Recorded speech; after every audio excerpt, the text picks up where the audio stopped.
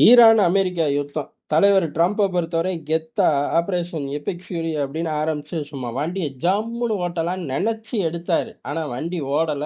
இப்ப வண்டி ஏறக்குறைய இனிமே ஓடவே ஓடாதா அப்படிங்கிற ரேஞ்சுக்கு கொண்டு வந்து நிறுத்திட்டாய்ங்க. எந்த அளவுக்கு அப்படின்னா, ட்ரம்ப் இனிமேல் இந்த யுத்தத்த யுத்தம் மாரி பார்த்து விலகி ஓடிறணும். அவர் பாட்டு உள்ளூர் அரசியல் மாதிரி பார்த்தா, அமெரிக்காவுக்கு மிகப்பெரிய அளவுல சிரமத்த நாளுக்கு நாள் அதிகரிச்சுரும். கடைசியில ட்ரம்ப ஜட்டியோட ஓட விட்டுருவார்கள் அப்படிங்கிற ரேஞ்சுல இப்ப ஈரான் பேச ஆரம்பிச்சிருச்சு. ஈரான் யுத்தமும் அதத்தான் ரிஃப்ளெக்ட் பண்ணுது. எப்பா அவரே ஜெட்டியோட ஓடுன எப்ஸ்டீன் ஃபைல்ஸ மறைக்க தான் இந்த யுத்தத்தையே ஆரம்பிச்சாரு தெரியுமா? அப்படின்னு அவங்க ஊர்லயும் பேசுறக்கு ஆள் இருக்கு. அது தனி சப்ஜெக்ட். ட்ரம்ப பொறுத்தவரை இப்ப என்ன நிலைமை அப்படின்னா, முதல்ல அடிதடியெல்லாம் இருக்கட்டும். முதல்ல பைலட்ட காப்பாத்தி கூட்டு வரணும். அவனுக்கு பாட்டு சுட்டேன், சுட்டேன், சுட்டேன்னாய்ங்க. நம்ம இல்ல, இல்ல, இல்லன்னோம். கடைசியில வலுவான ஆதாரத்த குடுக்க முடியல. ஈரான் சொல்றத பொய் அப்படின்னு பாதி பேரும், அமெரிக்கா சொல்றது பொய் அப்படின்னு மீதி பேரும் 2ஆ ஸ்ப்ளிட் பண்ணி இருந்தார்கள். இது போதுமே நமக்குன்னு நம்ம பாட்டு சுத்திக்கிட்டு திரிஞ்சோம். இப்ப பயப்புள்ளைக ஈரானுக்குள்ள சுட்டு வீழ்த்தி, பைலட்டையும் புடிச்சு வச்சிருக்காய்ங்கலாட்டுக்கு தேடு தேடுன்னு தேடுறாய்ங்க. இதுல ட்ரம்ப பொறுத்தவரை ஓமான் கால்ல போய் விழுந்துட்டாரு. ராஜதந்திர ரீதியில ஒரு 48 மணி நேரம் யுத்தத்த நிறுத்தி வைங்க. எங்க ஆள் எங்கிட்ட தான் இருக்கான்னு தேடிக்குவோம். இல்ல அவங்க கிட்ட தான் இருக்கான்னா அவன மீட்டுக்குவோம் சத்தம் இல்லாம அப்படின்னு சொல்ல, இவனுங்க முடியாது அப்படின்ட்டாய்ங்க. யாரு? ஈரான பொறுத்தவரை முடியவே முடியாது. சண்டை இருக்கும். நீ சண்டைய போட்டுக்கிட்டே இரு அப்படின்னு சொல்லிட்டார்கள். ட்ரம்புக்கு உச்சகட்ட கோவம் ஆயிருச்சு. ட்ரம்புக்கு கோவமானதுக்கு அப்புறம் என்ன செய்வாரு? அவரு பெருசா பேச ஆரம்பிக்கிறாரு. அதாவது இந்த விஷயம் வெளில வரல. இவர் போய் 48 மணி நேரம் கேட்டதோ, அவர்கள் முடியாதுன்னு சொன்னதோ வெளியில வரல. ஆனா ட்ரம்ப் கோவமடைஞ்சு என்ன செஞ்சுட்டாரு, "உன்னும் கொஞ்சம் டைம் மட்டும் தான் கூட வரும். அதாவது நம்ம கணக்கு போட்டத காட்டிலும் கொஞ்சம் டைம் கூட. அதான் ஊருக்கே தெரியுமே. உன்னைய யாருய்யா 3ல இருந்து 4 வாரம்னு சொல்றான். இப்ப 5வது வாரத்தையே தாண்டி ஜும்முன்னு ஓடிக்கிட்டு இருக்கு." அப்படிங்கிற மாரி ஆயிப்போச்சு. தலைவர் இன்னும் ஒரு 2 வாரம்னாரு. "தயவு செஞ்சு டேட்ட சொல்லாதீங்க சார். ஆட்டோமேட்டிக்கா அதுவே முடிஞ்சு போயிரும்." அப்படிங்கிற சீக்ரெட்ட யாருமே அவர்ட்ட சொல்றதில்ல. இப்ப அவரே சொல்றது. அதாவது நம்ம போட்ட கால்குலேஷன் கொஞ்சூண்டு நேரம் கூட செலவாகும். ஆனா ஸ்ட்ரெய்ட் ஆஃப் ஹார்மஸ நான் தொறந்து, அந்த ஆயில எல்லாம் எடுத்து வித்து அமெரிக்காவ வல்லரசு ஆக்கிருவேன்ட்டாரு. ஏற்கனவே வல்லரசு தான் 1. 2வது ஸ்ட்ரெய்ட் ஆஃப் ஹார்மஸ் யுத்தத்துக்கு முன்னாடி தொறந்து தான் இருந்துச்சு. 3வது முக்கியமான விஷயம், தொறக்கறது சரி. அவன் கப்பல் அவன் நாட்டுக்கு போப்போது. விக்கிறவன் ஒருத்தன், வாங்குறவன் ஒருத்தன். நடுவுல நீ எப்படிய்யா கல்லா கட்டுவ? அப்படின்னா, இப்பதான் பிரச்சனையே ஆரம்பிக்குது. அப்ப ஸ்ட்ரெய்ட் ஆஃப் ஹார்மஸ இந்த ஆள் ஆட்டைய போட பிளான் பண்றான்.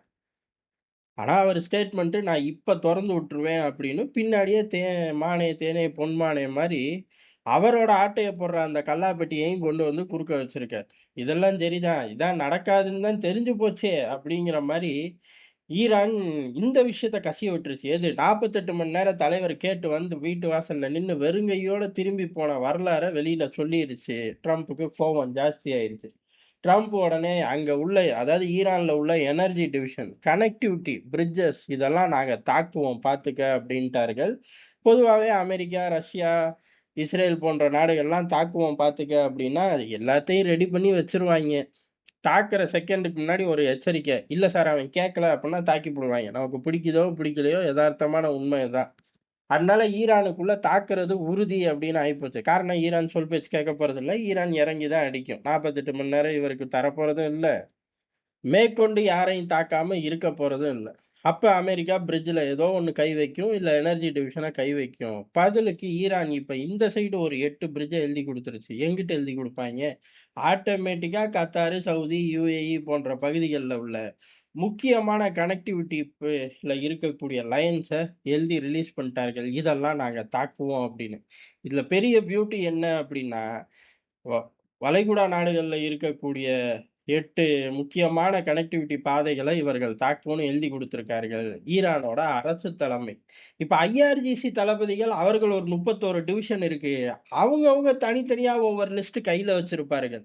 அது குட்டியான ஓட பாலம் கூட சிக்கும். யாரு கண்டா? அங்க தான் நீரோட்டமே இல்லையே! ஓடை இல்லாம இருக்குன்னு என்னைய கேட்கக்கூடாது. ஏதோ ஒண்ணு சின்னதோ, பெருசோ ஐஆர்ஜிசி தளபதிகள் கண்ல சிக்கும். அதையும் தாக்குவார்கள். அமெரிக்கா ஈரானுக்குள்ள தாக்குனது ஒரு பிரிட்ஜா இருக்கும். யுத்தம் நடக்கக்கூடிய நாடு. அதனால அவர்கள் அந்த சேதாரத்த சந்திச்சு தான் தீரணும். ஆனா இந்த பக்கம் யுத்தத்த வேடிக்கை பார்க்கக்கூடிய நாடு. ஆனா ஊரும் குட்டி. கிளச்சு போட்டா என்ன ஆகும்? ஆனா ட்ரம்ப் போய் நிறுத்த முடியுமா அப்படின்னு கேட்டா, ட்ரம்ப் அப்பதான் புஷ்பா படம் வில்லன் மாரி மாறிருவாரு. அச்சச்சோ! எம்எல்ஏ சார் ஒரு 2 நிமிஷம் முன்னாடி ஃபோன் போடக்கூடாதா? அப்படின்னு செய்ய போறாரு.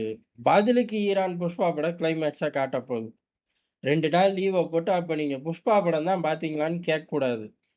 அடுத்தடுத்த விரிவான விஷயங்கள வழக்கம் போல நம்ம சிடிஎன்ல பார்ப்போம். சிடிஎன் லிங்க் டிஸ்கிரிப்ஷன்லயும் இருக்கு. அதே மாரி சேனல் அபௌட் பேஜ்லயும் இருக்கு. இப்போதைக்கு ட்ரம்போட இந்த ஜெட்ட தேடிய பயணம் அப்படிங்கிறது படுதோல்விங்கிறது எதார்த்தமான உண்மை.